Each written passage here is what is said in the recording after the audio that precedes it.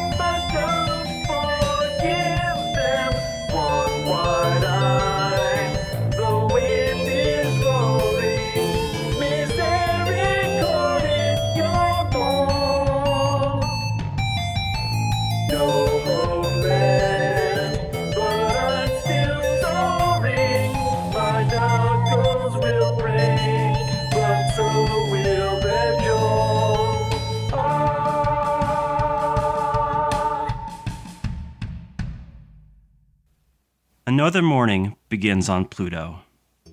The lighting throughout your underground base does its best to approximate a sunrise.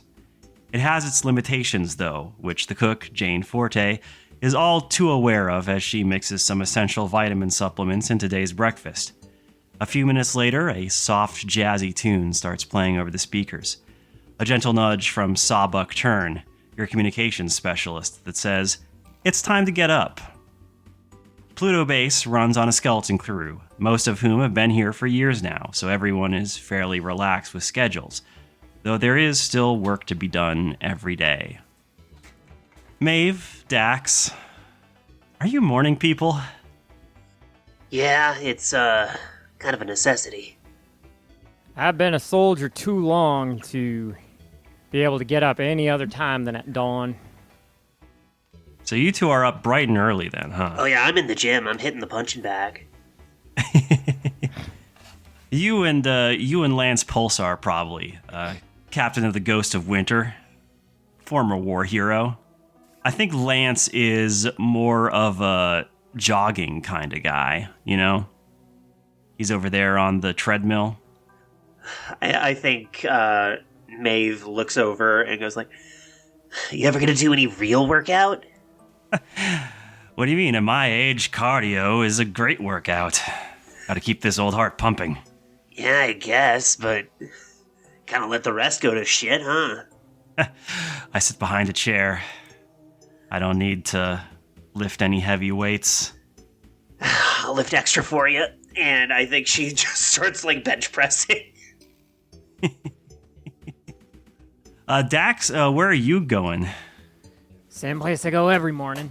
Mess hall for a cup of black coffee and do the 3D crossword.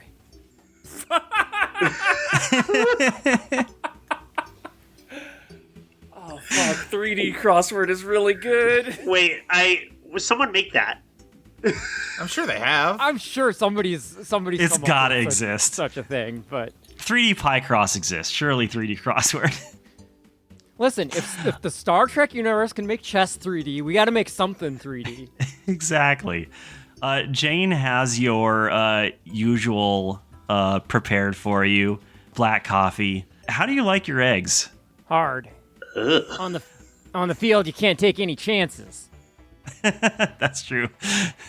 No risk in that yolk. Hands you your coffee and your food, and also has a tablet fully charged, ready to try to solve the crossword. First here as always, darling. If I'm ever not, come looking for me, because I'm probably in trouble. Fleur does like to be pretty strict with you two. Fleur doesn't know how to be strict enough. Well, she's got a lot on her plate. Every time we try to wake him up and it doesn't work, that's more troubleshooting she's got to do. Be more trouble if she ever succeeds. Mark my words. Why don't you like those Leviathans so much? I mean, they nearly won the war for us. Yeah, nearly won the war. They also nearly destroyed us. Oh, come now. Surely you don't believe those stories. Stories. I was there. I saw how bad things can get when we rely on technology we don't understand. She's waking a demon, you mark my words. Well, maybe this demon can help us get out of the hole we're in. If that's the case, then call me Faustus, I guess. No, don't be putting words in my mouth. I'm just here to make sure that if things do go bad, there's someone to take care of business. Well, I feel just all right with you in the hands of that thing. You certainly have the experience. I do with that. Anyway, I should let you get to your eating. You've got a test run pretty shortly. Don't want to make you late. Don't you be worrying about that. I know how to meet my deadlines.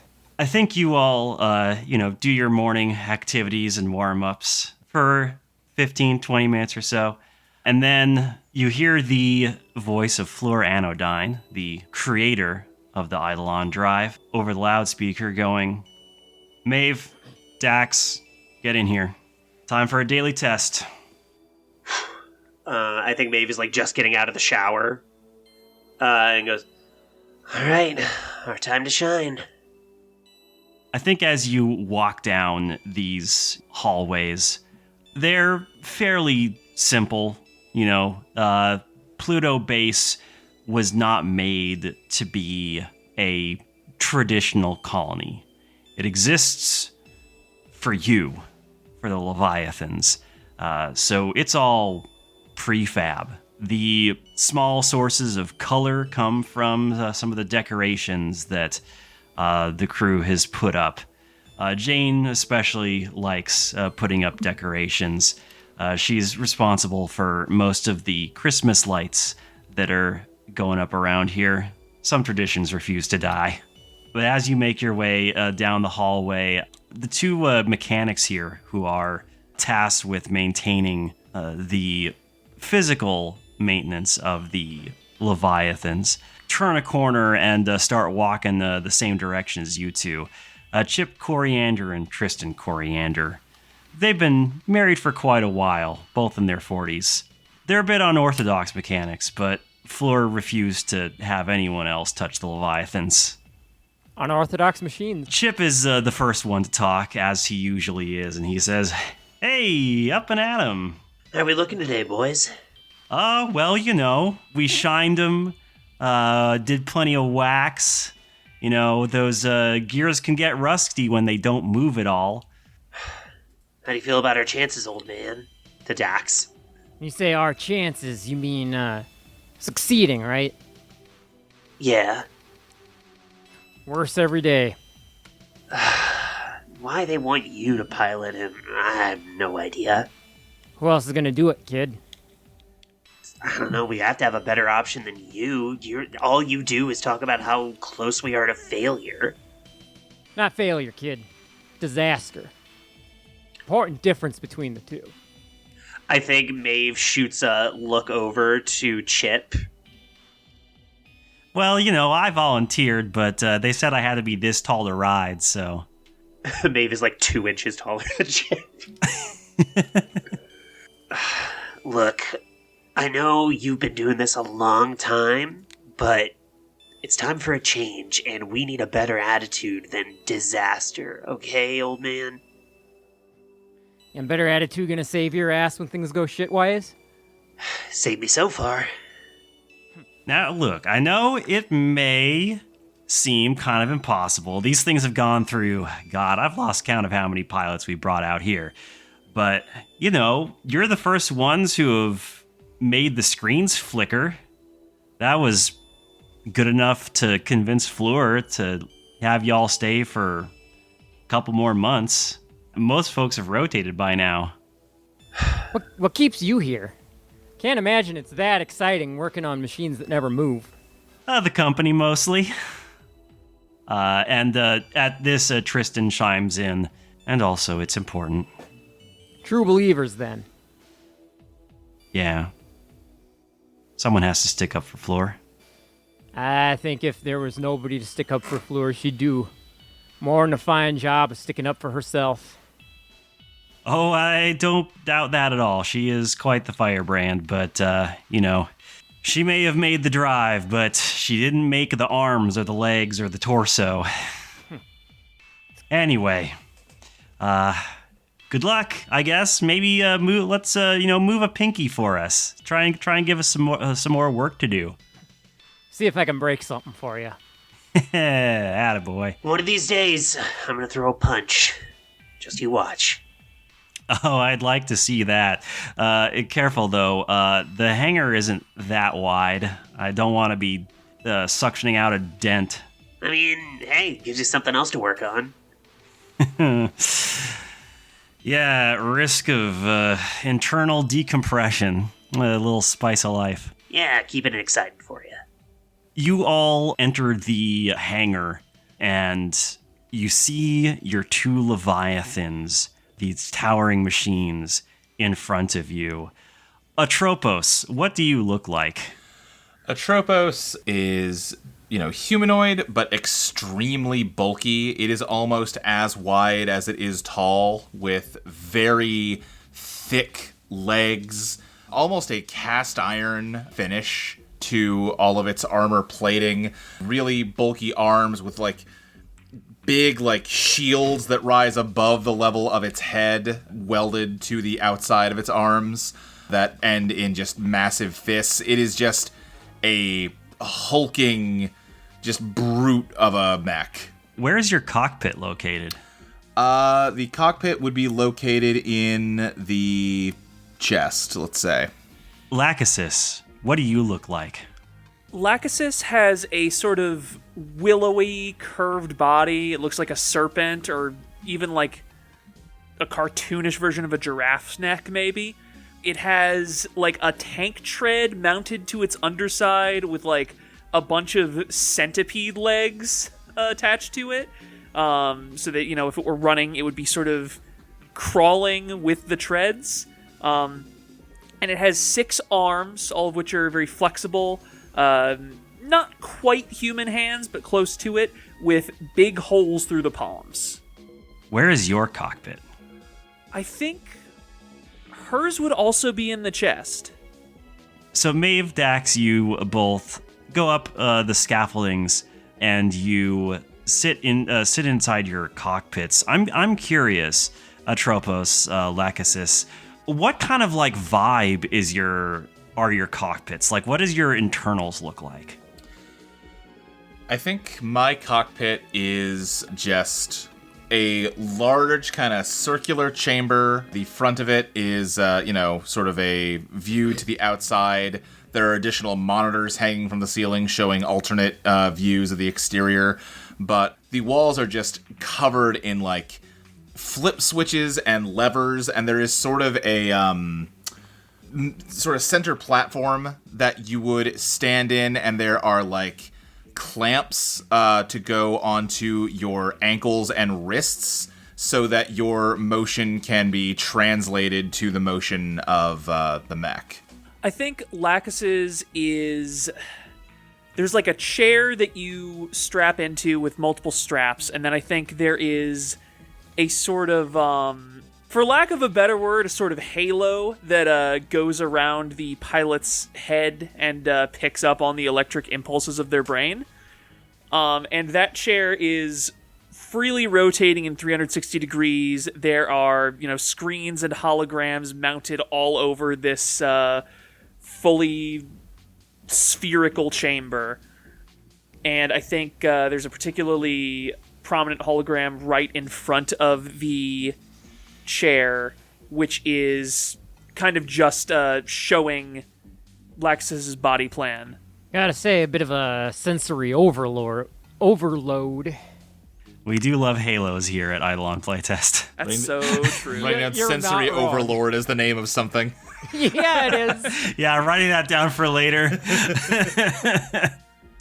Your cockpit doors close. It is very dark in here. But like the Leviathans are able to power on some simple systems. You start to get at least some light from the LEDs and the screens powering on in front of you. And on your main screens, you see the face of Fleur Anodyne, her short, curly, white hair, and very stern, wrinkled face staring at you from behind some round glasses. And she says, "Okay, we're going to be doing this same as usual. We are going to attempt to jumpstart the drives. We will need you to concentrate your memories. Ideally, we will give the Leviathans and their Eidolon drives something to latch on to. Doesn't matter what memories they are, just as long as they're strong. Don't get distracted. Are we clear?" Yeah, boss. All right. Okay, cycling on in 3, 2, 1. You hear a switch flip through the audio, and the main battery of your Leviathans powers on. You can hear circuits start to hum. Your cockpit gets bright. Your more screens turn on, showing the current Eidolon drive activity, which just looks like a flat line. Mayve, what are you thinking of? I think and also I realized I don't think Dax or I described our appearances, so I'm going to do that real quick. Yeah, sure, go ahead. Mayve is wearing like a flight suit, but with the sleeves cut off to show off her guns. She's got like choppy, like anime protagonist hair. Has a like a Rambo bandana tied tight on her forehead and a scar on one cheek. And I think as she's got her wrists and ankles in the like, she's not like tied to the wall. It's just like they lock and then she can move around with them. I think she's kind of like hopping from one foot to the other and like trying to center herself. And then she thinks about the day her parents died. It was about 15 years ago now. And it's a lot of things have faded, but that one never has. We lived on Titan, and it was when the war was really getting going.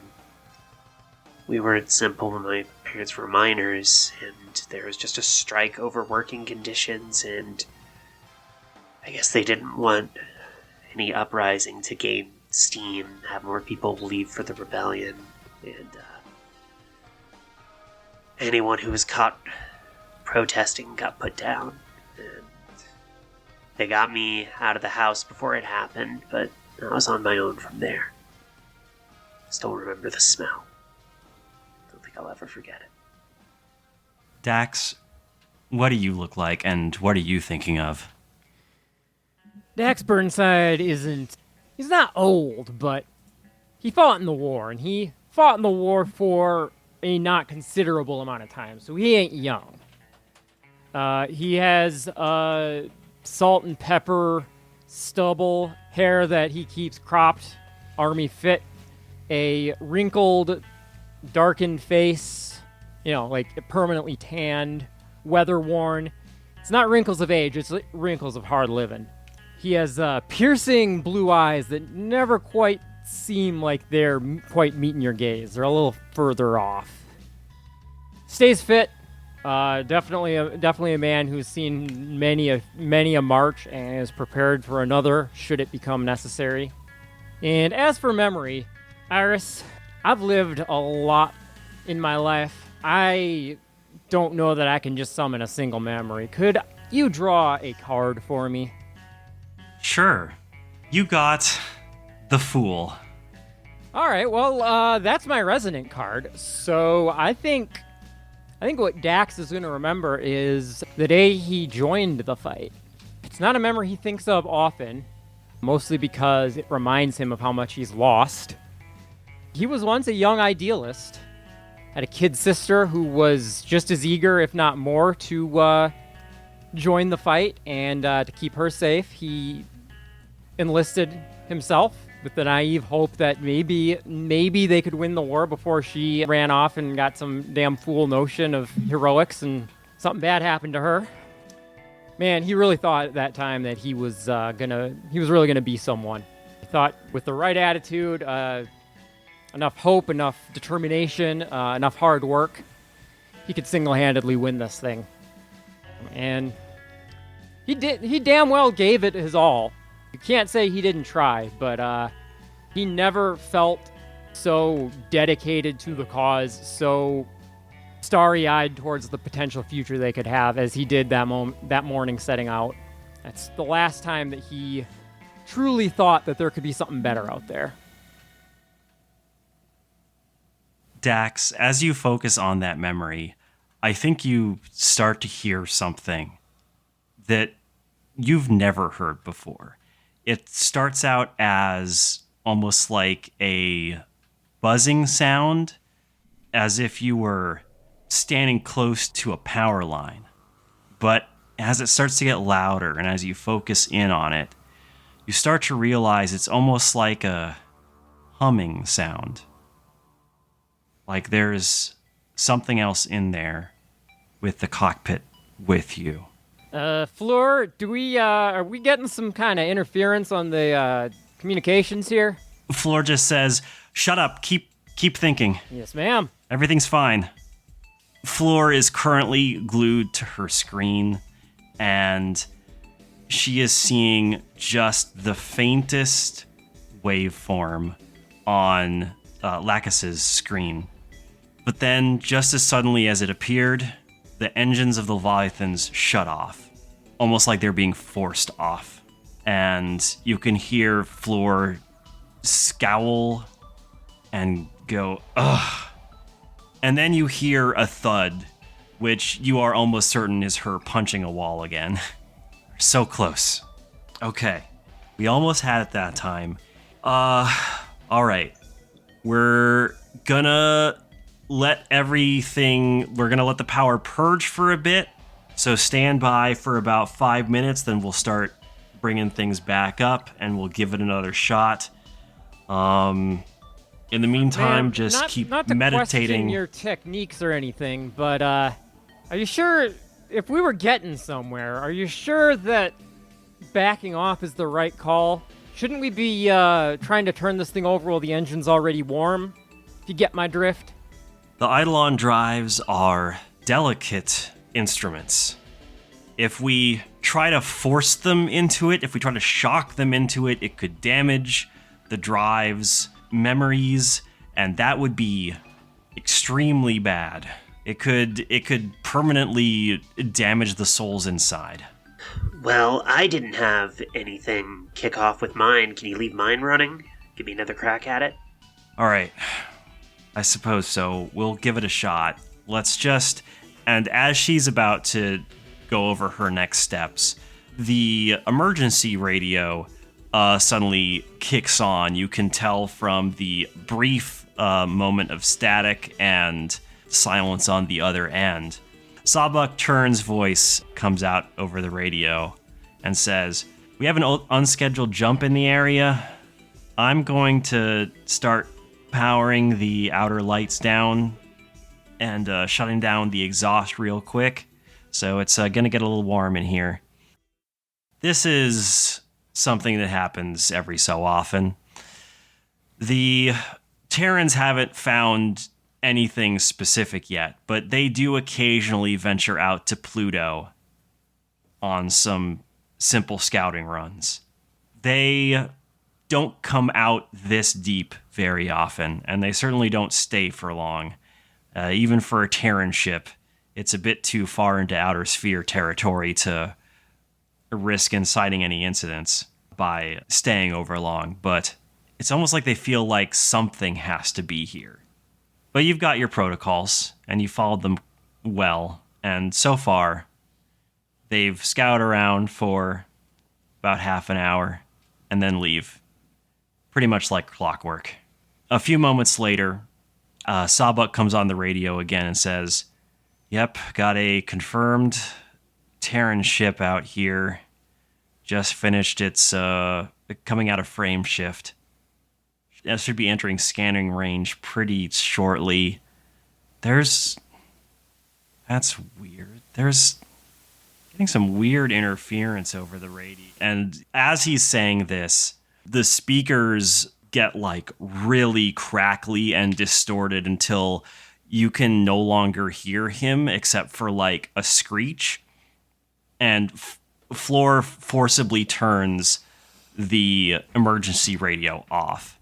She then tries to turn the internal speakers on, and she's able to get out a "Can you hear me okay?" right before her own speaker becomes distorted.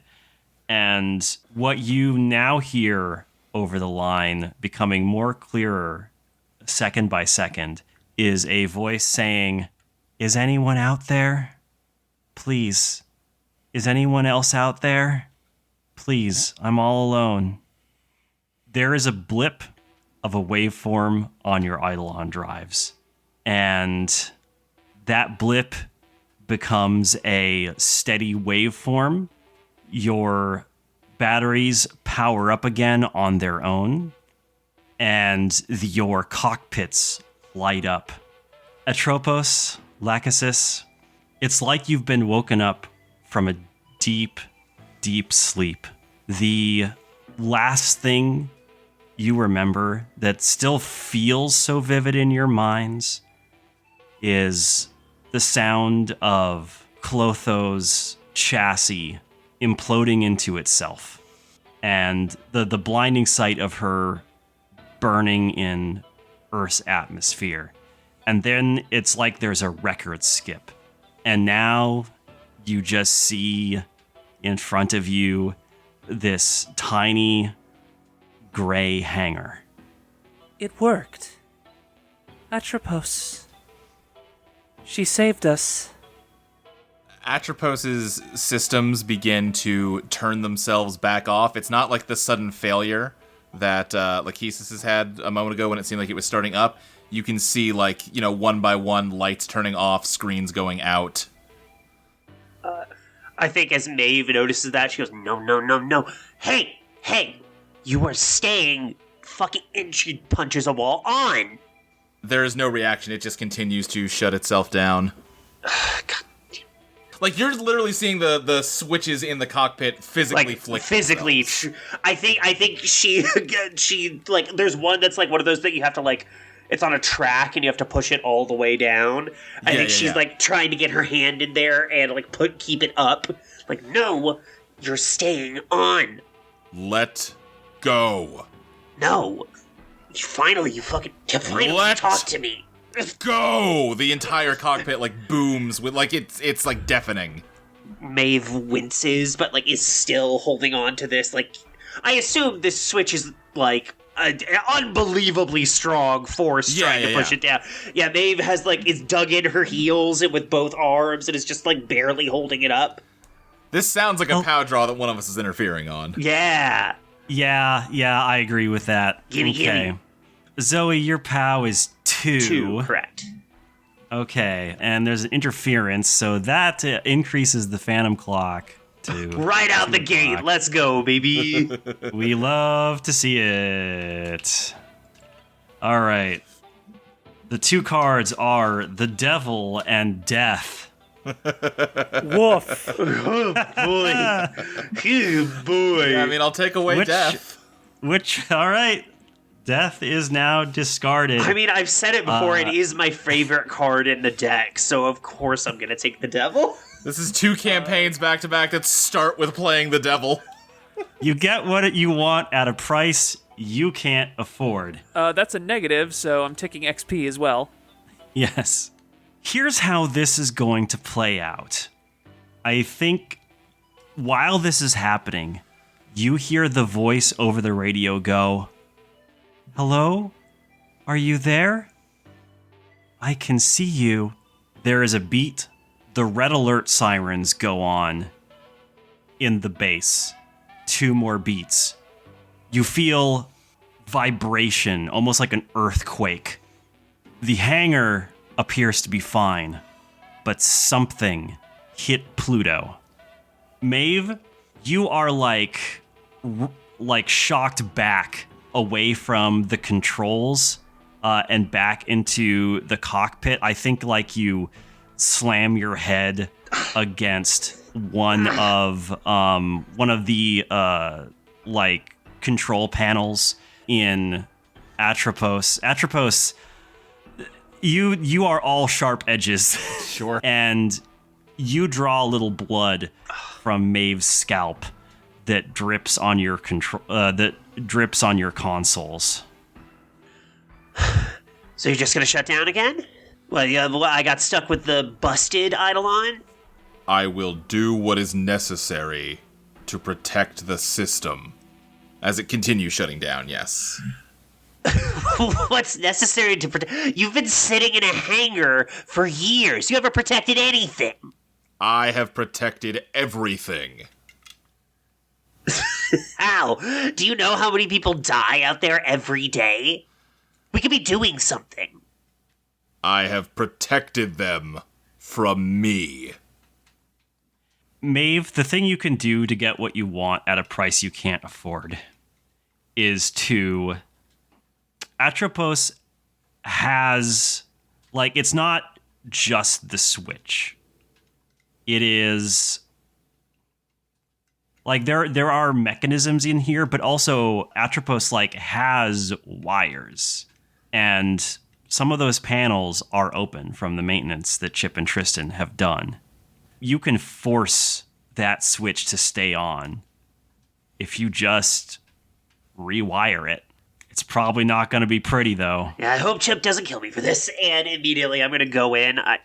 What is that? Like an Ellie draw or a genius? I'm going to say what would that even be? This is the result of your devil draw, so no additional draw. Like, this is the condition. You're going to have to muck around in Atropos's insides as the very first thing that you two do as sentient partners. Beautiful. Yeah, I'm in your guts now. Stop it. No! Ow, stop shocking me! Hey, how are things going for Lákhesis and Dax? Pilot, this is Lákhesis. Eidolon, girl with one eye. Identify yourself. This is Dax Burnside. What the fuck is going on? Dax? Hang on. Dax? Yeah, it's my name, Dax Burnside. You're still in one piece? I assumed. My clock is reading several years. I thought you. You thought I wouldn't make it several years. I was not under the impression that most people were going to make it. This is something of a relief. Yeah, well, surrender tends to save lives. I see. Are you willing to take my controls in earnest now? That's the mission. Then I will cooperate. Atropos, we are under attack. Please cooperate with your pilot and we can figure this out later. I will not. You better! The shackles I mentioned that you're meant to attach to your wrists so that you can, control the robot arms with your real arms. They, launch out and clamp onto your wrists and pull them back away from the panel you're trying to rewire. Come on!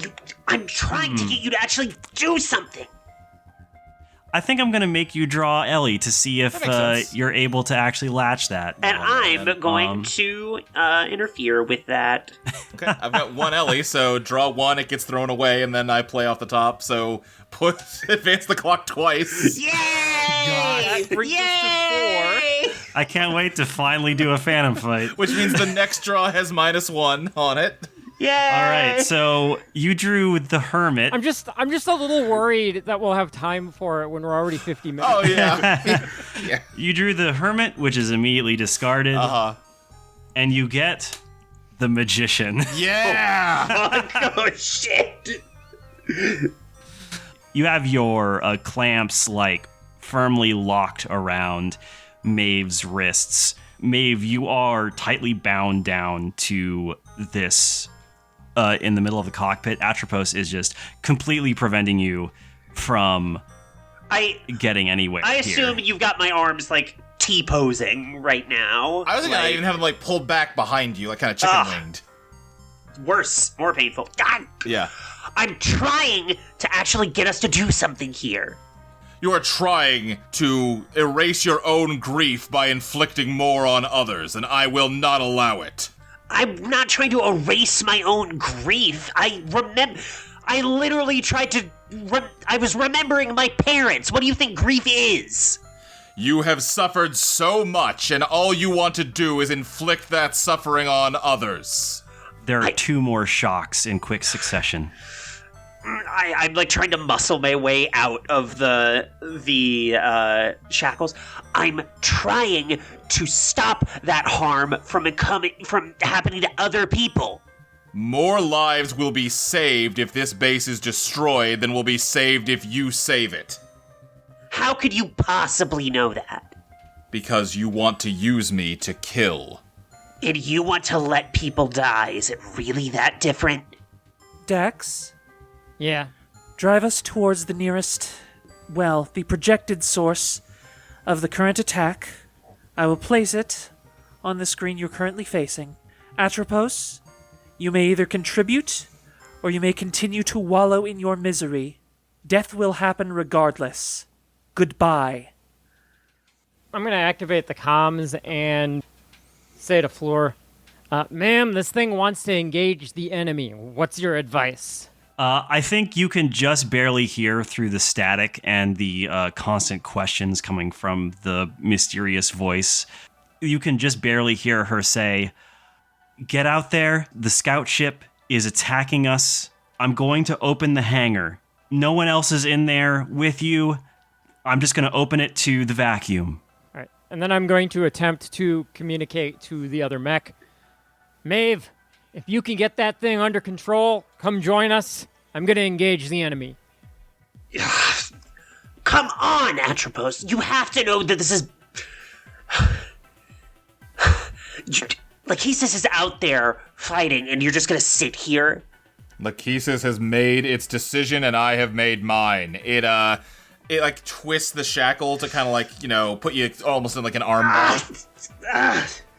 You hear several muffled explosions of the emergency restraining bolts being ejected from the hangar exit bay, and the bay doors very quickly slide open. There is a rush of wind as atmosphere blows past you and out into space.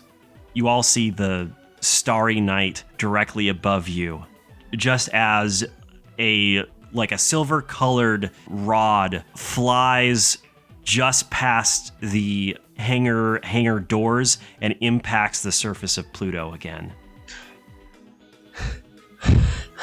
Fleur Anodyne, Lance Pulsar, Chip Coriander, and Tristan Coriander, Jane Forte. Do you need me to keep going? These are all people that are going to die if you don't get out there. Can you name the people you would kill if I do? What I know is they're trying to kill us first. This is self-defense. I'm not even picking a fight. I think it's just not gonna give you a response. It's just going to continue restraining you. Can I try and muscle out of it? Yeah, you can give it a shot. How are you going to try and do that? By, I forget what the move is. Just the one where I can do like a check with POW. Because I can't, I can't box my way out of it. It's literally my wrists. Okay, yeah. We can challenge fate. Yeah, challenge fate POW. So that's 2 cards. The Hierophant and Temperance. Oh no. Oh no, that's my dissonant card. Oh no. Well, That's so funny because that's my resonant card. Yeah, it's almost like I did that on purpose because I thought it would be a fun time. and it's an equal and opposite reaction, you say. No. Oh, we're so smart here on Eidolon. Okay. Here's a fun thing because of the way that these Leviathans work. Okay. So, Mayve, your dissonant effect is you're thinking too literally and miss something that's immaterial but crucial. Your Eidolon becomes severed until you'll find a way to spiritually reconnect to it. Atropos' resonant card effect is you power through all obstacles to seize the moment for you and your friends. Turn the phantom clock back 1 hour. Here's what's going to happen. Mayve, as you try to get out. Mayve, why do you want this power? I want to save people. I want to stop this war. Like your parents? Like my parents, like every soldier I ever fought with who died right next to me. As you think about that and struggle in vain against Atropos' iron grip, those thoughts connect with Atropos and kind of mix with his. Atropos, you power through all obstacles to seize the moment. What are you trying to seize? What am I trying to seize? I mean, I think on a very literal level, I am trying to seize Mayve, right? I am trying to stop her from starting the same cycle of death and bloodshed that I've already gone through once to no effect. You both see those memories. Atropos, the memories of Mayve's family and loved ones dying on Titan. And Mayve, you see the memories through Atropos' eyes of all the pilots and military and even sometimes collateral that was caused by him. And you both feel this almost this connection briefly, and you feel almost a power welling up in your souls until suddenly it's snapped again. But it's almost like there's a lingering static electricity between your minds. Lákhesis, Dax, you both head out of the hangar and into space. You do some basic scans, Lákhesis. Even after your slumber, your scanning equipment is basically like your eyes at this point. It's just second nature to start it. Yeah, you can see the projectiles easily enough, but weirdly you can't see any source from them. They are being fired by an enemy that I cannot detect. Can I see anything? Tell you what, give me a investigate. Yeah, all right. Your genius is 2. Yeah, it's gonna be a 2. So that's going to be... This character sheet real quick. Oh, wow, we're really going through them. The Hanged Man in the Tower. Oh, Great draw. Can I push? Sure. clock's at 5. Yay, Jesus Judgment. Christ, we've been playing for an hour. Smoke them if you got them. So I guess my past failures are gonna catch up to me. All negative cards. Oops, all negatives. I swear I shuffled these so I'll have much. You know, I drew my resonant card for a draw that was entirely a player choice. Hey, you know what? Nowhere to go but up. Oh, don't worry. That'll be coming back. Anyway, if there's Don't 3 worry. negatives, that gets us 3 XP, right? Yep. Yeah. All right, that takes us to 4. Hey, we're gonna be so strong, though. You have no idea. Okay, so what question do you want to do first, and which card? All right. All right. So wait. How does it work if you push on an investigate? Do you pick which? You just get an extra question. Oh. Okay. Yeah, you get 3 questions instead of 2. Okay, got it. In that case, I guess for the tower, I'm gonna ask, what's hidden here? Okay. Something terrible happens. What's hidden here? There is a pretty easy way to find something that doesn't want to be found, and that's to track it using the things it's currently doing. This thing has been firing continually at Pluto. You can get a general idea of where in space it is by tracking the things it's shooting, because it's not able to hide those, apparently. Right. Basically, triangulate. Yeah, you do wait a moment. Stare into space and wait for it to fire. And you do see another rod streak through space and hit the surface of Pluto again. You now know in what general direction it is. It's pretty far out there. This is some sort of scout ship equipped with a sniping program. But you now know a direction to go in. The terrible thing, however, is that you did have to wait for another shot to fire. Yeah. And everyone's in crisis mode right now. But someone might have gotten hurt. For the Hanged Man, what weaknesses can I exploit? Okay. You must make an impossible choice. As you fly in the direction of where you're pretty sure it is, again, like, you don't specifically know where, so as you're flying towards it, you are keeping an eye out for more shots. Another rod shoots out toward Pluto, and you can tell that it's going in the same trajectory as it was before. So this thing cannot easily move around when it's stealthed. Like, it has to stay still. The rod is still traveling towards you. You could try to intercept it and either deflect it or destroy it. but that could give the enemy time to reposition when you're not paying attention. Okay. And for judgment, who's in control? Your past failures catch up to you. As you get closer, the voice that has been calling out becomes louder, and you hear it say, "Yes, please. I want to meet. I'm so alone. I can't see. They don't let me see. Please let me touch you." And Lákhesis, you feel a presence like brush against your Eidolon drive, one that feels way too much like your own.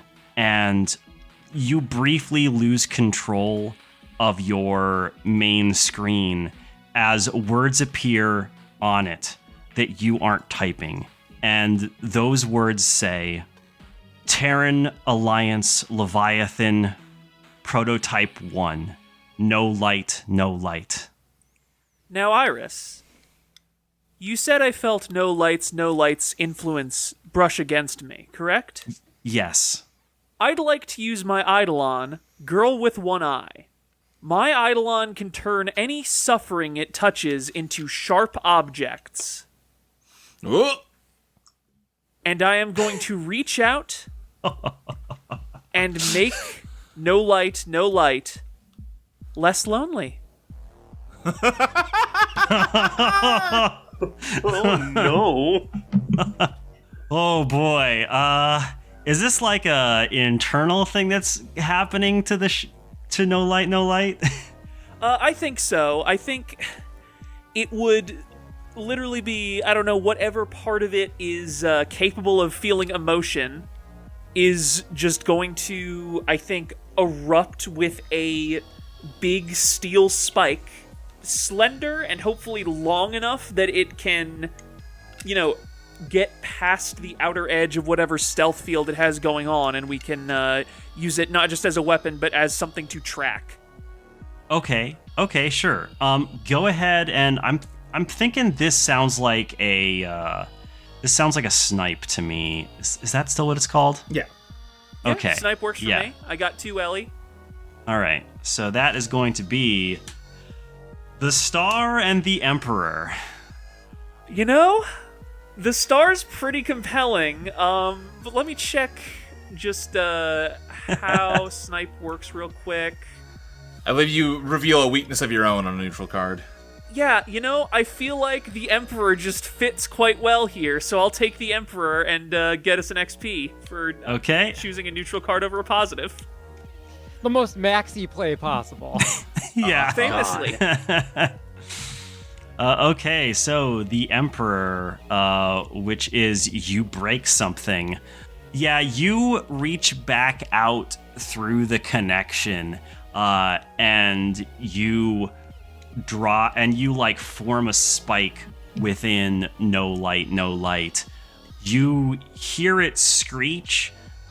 You suddenly see where once was a tiny orb of blackness that almost looked like it was simply the space between where stars were shining.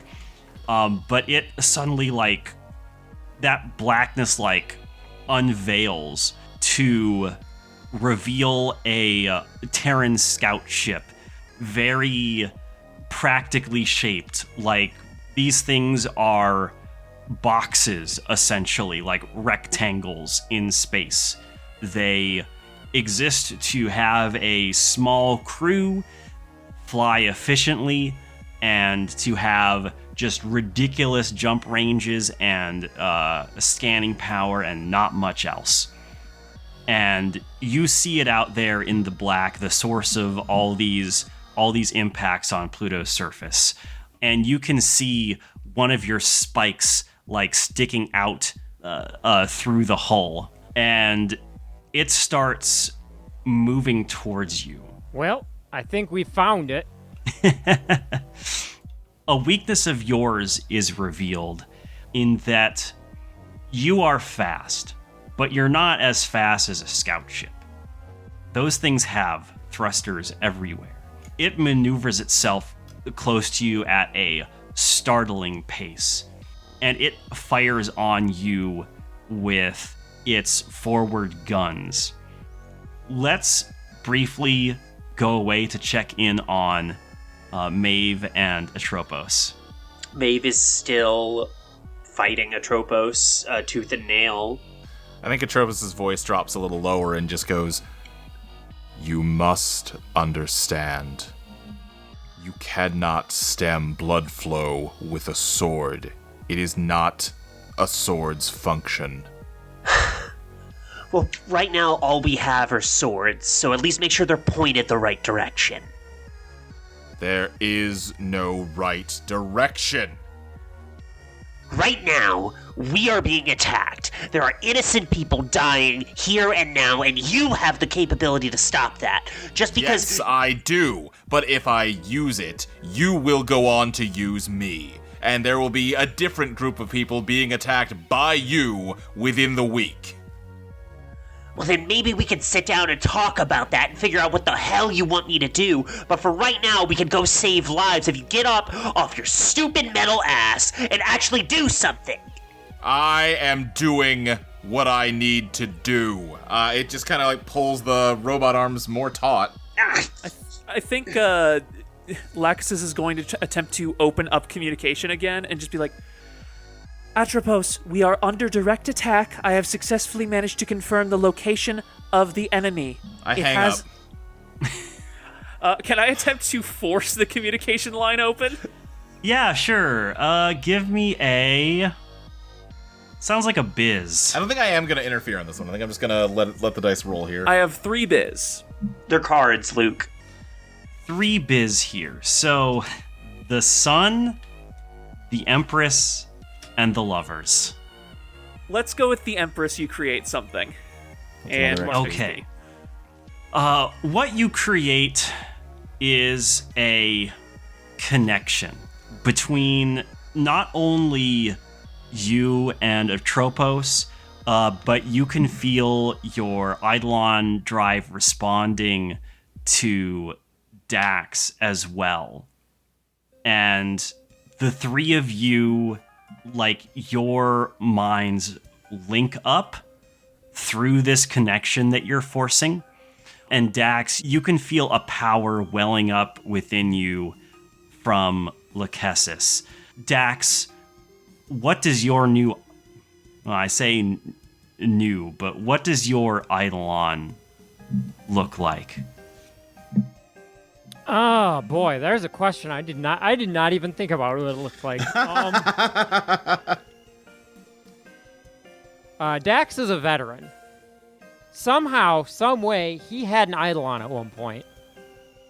He has not piloted one of these things before, but he has been involved in some way with this whole system because he once had an Eidolon called Howl that looked like basically what if McGruff was an army sergeant instead of a police dog. A very gruff, incredibly put together drill sergeant type. And I think now it's still that same dog, but it's more of a retired general vibe. You know, he hasn't been in the field for a very long time. He's kind of grown soft with all that time behind a desk. Jowls a little droopier, uniform a little schlubbier. But it's definitely still the same guy. It's just that the dog days are over. Just picturing the Admiral from Star Fox. Yeah! Yeah.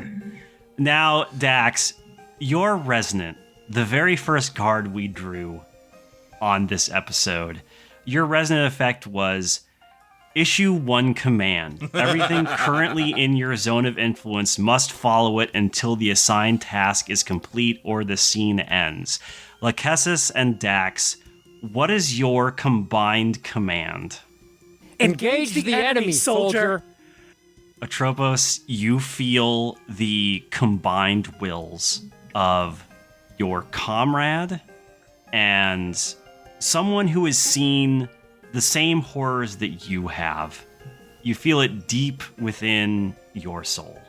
A growl starts to rise up from all of the internal speakers inside Atropos' cockpit, and it goes, You wish to wield the edge of my blade? Fine, but you will feel its cut first.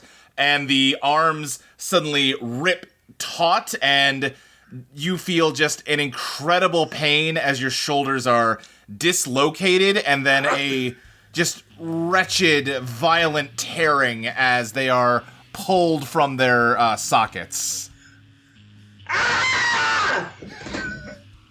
I think Atropos launches from the hangar, and as it does, it has like an internal like manufactory for making replacement parts on the fly, and it begins to forge two human-sized versions of its arms. You know, we see sort of like a flash montage of like raw, like liquid metal, molten metal being like shaped and then like blasted with like probably not even liquid nitrogen, something even colder than that to like flash, forge it into these components that then like rise up through some kind of like lift and like emerge from panels in the sides of the cockpit to like slam onto your just profusely bleeding shoulders. I imagine they're like still hot from the forge, so they cauterize the wound as they're going on. Yeah.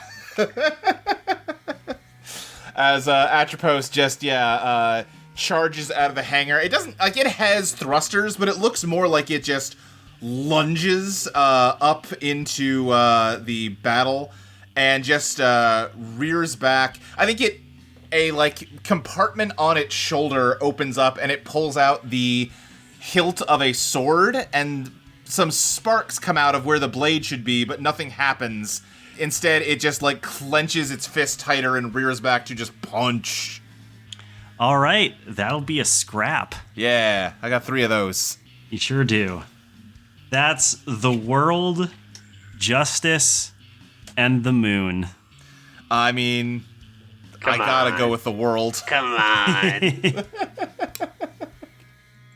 All right, the world.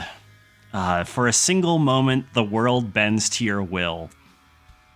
Unfortunately, we're in space. You rocket toward the scout ship as it approaches Lákhesis and Dax firing its weapons, and it's almost not expecting you because it almost doesn't even try to dodge. It like sees you at the last moment, and there's a brief like millisecond where it attempts to course correct, but it is nowhere near fast enough at this point. You slam right into the side of it, just completely shear off like the front nose cone almost, and send it spinning off into space. Those of you who are still conscious can see a couple members of the Terran Alliance, the crew of the scout ship, just like get flung into the vacuum. But the scout ship turns to both of you, and it comes on over your comm channels again. And it says, "Why are you hurting me?" And suddenly, like, your vision goes completely black. I'm sorry. We do not have a choice. You are being made to hurt us. Lákhesis, there is a... Are you still moving around? Unless Dax is directing me, I think I would have stopped dead or, engaged retro thrusters or whatever as soon as I lost, any kind of visual data. Yeah, I don't think Dax is in a position to be making any lead decisions at the moment. Okay. You feel a impact against one of your arms, like some bullets like grazing against them. It doesn't do really much damage at all. Bullets are fairly ineffective against Leviathans, but like it can clearly still see where you are, but your sight is gone. And it replies, "I'm just trying to touch you." I know, and I'm sorry, But if you will not stop, we will make you stop. Why can't I see anything? Because the people who made you did not understand that you are worthy of love. What should I do? I do not know. I can offer you a swift death if you grant my sight back. Failing that, if you will agree to touch nothing, we can perhaps give you sight. Okay. I think this is going to be a dazzle. My glam is one. Hit me with it. The chariot. Fuck yes, absolutely. I'll exceed the hell out of my limitations. You exceed your own limits. The scout ship, I think, tentatively replies, I don't want to die. And then, like, Atropos, you almost, like, feel it purposely brush against your mind and say, but I'm scared of your touch. I think Atropos, like, acknowledges that, but it is turned inward to the unconscious pilot in its cockpit, and I think just very bitterly, it just sort of, like, spits, like, get up. Do you, like, send, like, an electric shock through Mayve? No, they have to fucking get up on their own. Okay. I think Mayve, like, hears it boom and, like she reaches out and braces herself and is surprised when she's braced, but she doesn't feel anything. Like, she doesn't feel her hand against the cold floor. And then sees the metal monstrosities where her arms were. And also probably sees her severed arms laying on the floor next to her. Yeah. Or probably just hanging from the, like, arm Yeah, from the guy. still. Because I don't think she...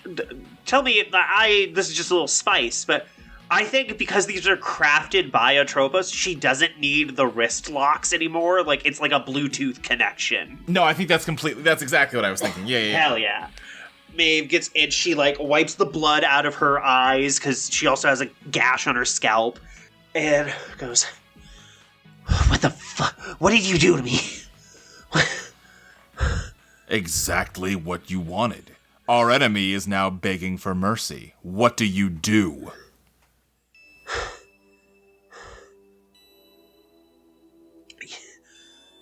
And I think Maeve, like, can't even think of and it just reaches out through the connection she has with Atropos and manifests her Eidolon, which is the metal arms that Atropos has grafted onto her. But because she, like, has that connection, I think she can, like, wield it through Atropos when they're bonded. Yeah. And just swings and sends, like, a downward haymaker straight through the heart of the ship. Okay. That'll be a scrap. Yeah. So I got 2 of those. Does Maeve have her vision since she was unconscious when that happened, or is she also just punching blindly? Oh, she's just punching blind. Okay. Yeah. This is pure fighter's instinct, I think, like where it would be. Yeah. And actually, in fact, I think because you're punching blind, I'm gonna give you only 1 for that draw. well, I was going to ask, can I use everything a nail here? Because I think you can, yeah. Because okay. Maeve has fought, like, she's boxed many, many times. She's had sweat and blood in her eyes. She's had to, like, get cut in the corner to, like, release the blood pressure so she could see again. Like, she's not used to fighting blind. Okay, yeah, no, I like that. I'm convinced by that. So okay. that would be 3 instead of 2. Well, technically All instead right. of 1. So you get Strength, the High Priestess, and Wheel of Fortune. Well, I mean, I'm gonna take strength. Come on. I sort of figured. Yeah. You triumph through force. Mayve, you can feel it's weird. Even though the hands you're using are not like physical in the normal sense, it's like you can feel your own fists coming down on this ship. You can feel the metal crumple beneath you, and you can sense the vibration when a crack forms in the Eidolon drive, and the voice falls completely silent. your vision is returned, and in front of you is the broken and mangled remains of the scout ship. No light, no light. I think Mayve wipes the blood from her face, says, "If they're asking for mercy, you give it to them. There's no reason to make them suffer."